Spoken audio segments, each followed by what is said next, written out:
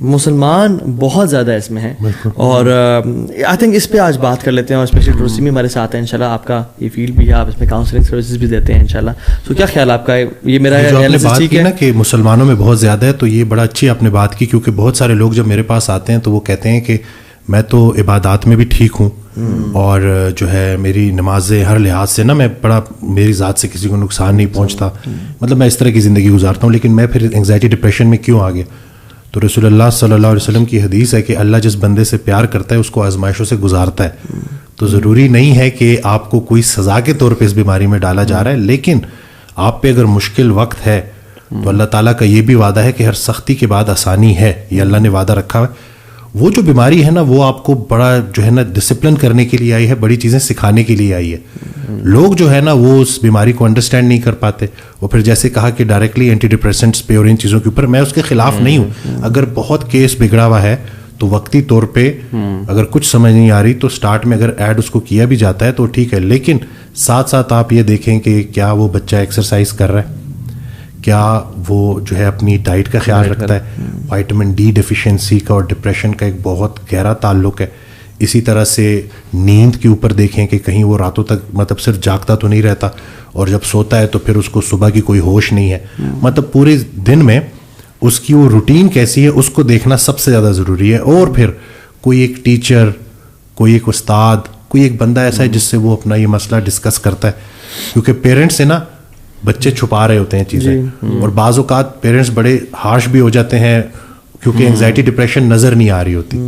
یہ جملہ کہا جاتا ہے کہ چنگا بھلا ہے ڈرامے کرتا ہے, اتنا تمہارے اوپر ہم نے اتنا تمہیں مہنگے اسکولوں میں ڈالا اور یہ دیکھو تم کیا نکل رہا ہے, سارا کچھ تو دیا ہوا, پھر کس چیز کی ڈپریشن ہے. وہ حضرت واصف علی واصف رحمۃ اللہ کا بڑا پیارا فکر ہے کہ پریشانی حالات کی وجہ سے نہیں خیالات کی وجہ سے ہوتی ہے.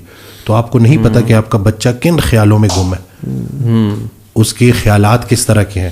تو پراپر سائیکالوجسٹ, سائیکیٹرسٹ بھی, لیکن سائیکالوجسٹ جو کاؤنسلنگ کرتے ہیں وہ زیادہ ضروری ہے کہ اس کو آپ ہیلپ دیں, کیونکہ اس کو ہیلپ کی ضرورت ہے, آپ کا بچہ بیمار ہے.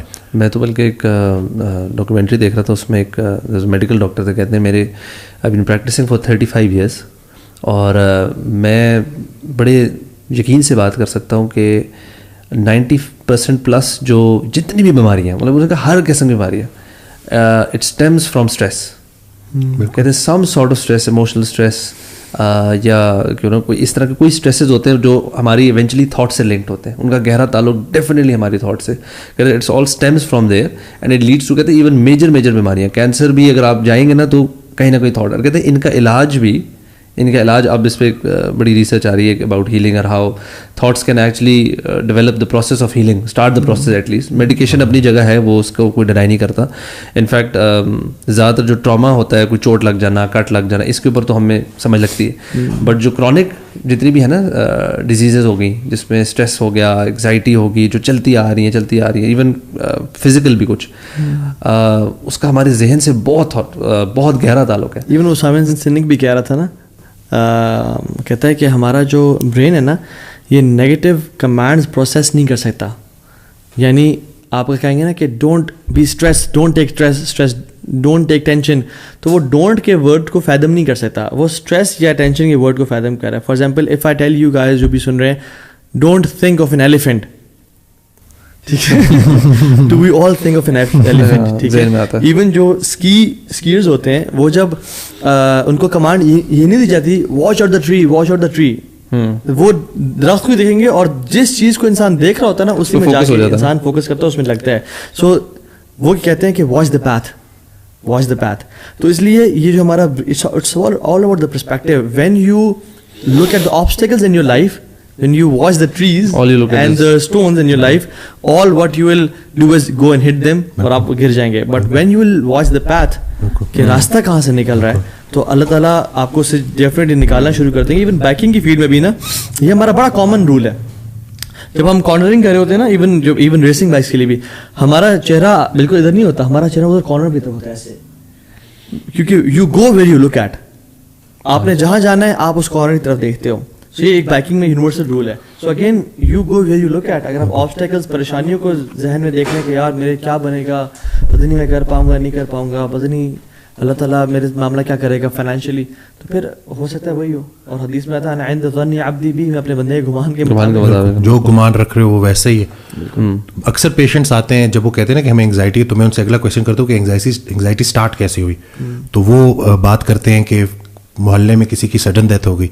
تو پھر میں ان کو یہ کہتا ہوں کہ دنیا دار اچانک مرتا ہے, دیندار کی موت پوری پلاننگ سے ہوتی ہے, اس کو اللہ پہلے سے ہی نا اپنے پلان کے مطابق اپنی طرف بلاتا ہے. لوگ کیا کرتے ہیں, وہ کہتے ہیں کہ فلانا مر گیا تو اب لگتا ہے میں بھی مرنے والا ہوں. یہ فیئر ڈیولپ ہوتا ہے. اب فائٹ اینڈ فلائٹ جو ہے نا, یہ ایک اللہ تعالیٰ کا بنایا ہوا نظام ہے ہمارے وجود کے اندر. مثال کے طور پہ ہم یہاں بیٹھے ہیں اور ایک دم سے شیر آ جاتا ہے, تو ہم نے جان بچانے کے لیے دوڑ لگانی ہے. اب وہ جو انرجی ریکوائرڈ ہے نا, وہ فائٹ اینڈ فلائٹ سے ہمیں ملے گی.